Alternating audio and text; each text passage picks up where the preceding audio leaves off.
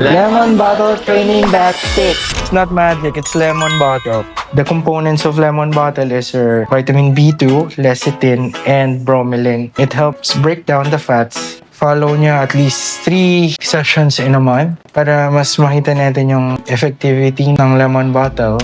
You're going to inject 1 whole cc sa isang area and then you do light massage. Nag-spread siya agad.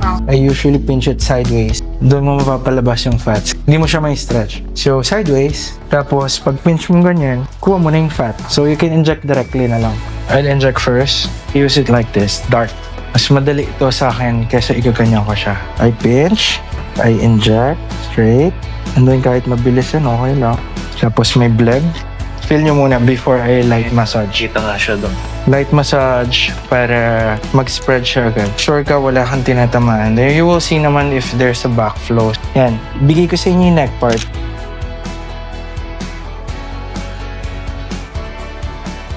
May groove.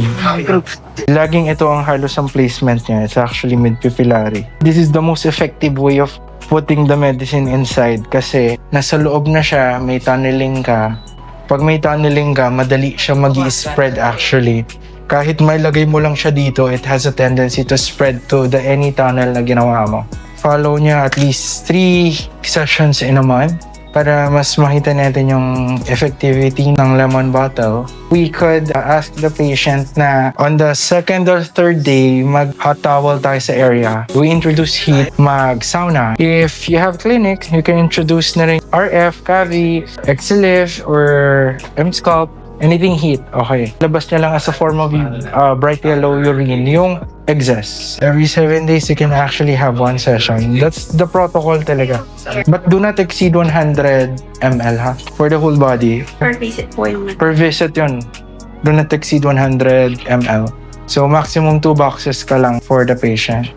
You inform lang din sa patient na pwede magkaroon ng bruising. So wag lang kakalimutan ni patient yung mga reminders. Wag basta-basta tumutusok. You have to make sure na nandun ka sa fatty layer para you can deliver the medicine properly. Pag nahihirapan ka, you can just pinch para magkaroon ka ng tunneling. So this one is, we're injecting it in the fatty layer. So after injecting, you could do light massage sa area.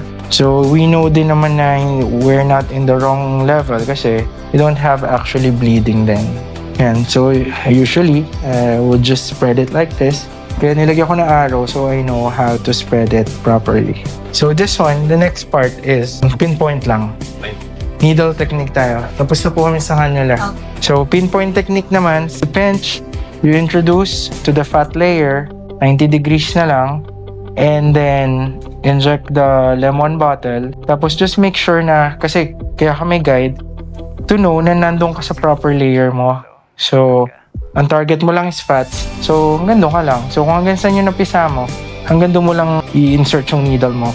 And then you inject, and then you do light massage para mag-spread.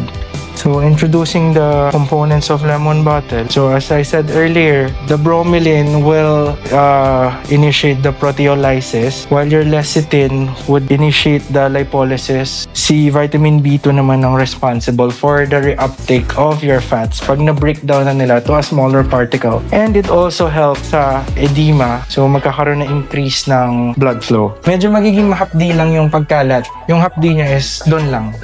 After nun, nawawala din siya. Yung injection kasi, you introduce it, di ba? So, magkakaroon ng stretching sa loob. Nafe-feel talaga ni patient yung stretching na yan. Tapos, pagka naman light massage mo, yung in-stretch mo, para makalat mo, nafe-feel din ni patient. Pero after naman nun, nawawala naman siya. Mabilis na siya mawala actually. Based from experience. Thank you, Paint Ventures!